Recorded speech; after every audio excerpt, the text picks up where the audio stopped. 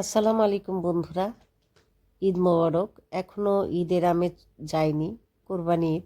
তো কোরবানি ঈদে আমরা আগের দিনে মানুষরা করতো কি, ফ্রিজ ছিল না, তখন মানুষরা কিন্তু মাংস অনেক দিন রাখার জন্য শুটকি করে রাখতো। যে মানে এটা অনেকেই জানে না। তা আমিও জানতাম না আগে। আমার একটা খালাম্মা ছিল, সে শুটকি বানাতো এবং আমাদেরকে দিত। তা আমরা তার কাছ থেকেই শিখেছিলাম যে কিভাবে মাংস শুটকি দিতে হয়। তো এই মাংসটা আসলে প্রথমেই আপনারা মানে হাড্ডি ছাড়া মাংসগুলো নেবেন এবং সামান্য হলুদের গুঁড়া, মরিচের গুঁড়া, সামান্য লবণ এবং অল্প পানি দিয়ে এটাকে সিদ্ধ দিয়ে দেবেন। মানে পানিটা সিদ্ধ দেওয়ার কারণ কি, এটা কাঁচা ভাবটা দূর করার জন্য, কিন্তু মাংসটা পুরো সিদ্ধ হবে না।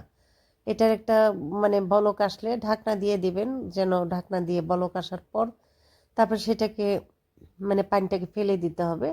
ফেলে দিয়ে যতটুকুই পানি থাকে, আমি আবার শুকিয়ে ফেলতাম, কিন্তু আজ এবার আর শুকাইনি। এবার যে পানি দেখা যায় যে শুকাতে গেলে মাংসটা অনেকটা সিদ্ধ সিদ্ধ হয়ে আসে, যে কারণে আর শুকাইনি, সে পানিটা ফেলে দিয়েছিলাম। তো হলুদ মরিচটা দেওয়ার পর মাংসটার রঙটা একটু পাল্টে যায়, সুন্দর লাগে। তো ওই সময় আপনারা সিদ্ধ দিবেন, ঢেকে সিদ্ধ দিবেন। যখন দেখবেন ভালো করে একটা বলক চলে এসেছে, একটা বলক দেওয়ার পরই মাংসটা কিন্তু নামিয়ে ফেলতে হবে। দেখেন ঢাকনা খোলার পর দেখলাম যে মাংসটা বলকাচ্ছে। এখন মাংসটাকে একটা ঝুড়ির মধ্যে, যে কোনো একটা নেট ঝুড়ির ভিতরে ঢেলে দিলে যেন পানিটা ঝরে যায়। তো আমি সিঙ্কের উপর রেখে সেটাকে পানিটা ঢালার জন্য ঝুড়িতে ঢেলে দিলাম এবং এটাতে আস্তে আস্তে পানিগুলো ঝরে যাবে। তারপর পানি ঝরে যাওয়ার পর এটা যখন ঠান্ডা হবে, ঠান্ডা হয়ে গেলে আপনার প্লাস্টিকের দড়ি কিংবা জিআই তার বলেন, সেটাতে গেঁথে দিলে কিন্তু সবচেয়ে সুন্দর হয়।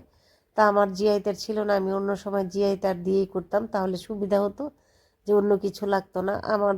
এখানে যেহেতু আমি প্লাস্টিকের দড়িতে করেছি, এখানে আমার ছুরির সাহায্য লেগেছে। ছুরি দিয়ে আমি ছোট ছোট ছিদ্র করে এই প্লাস্টিকের দড়িটা ঢুকিয়ে দিয়ে তারপর বলেন মাংসের মালা গেঁথেছি।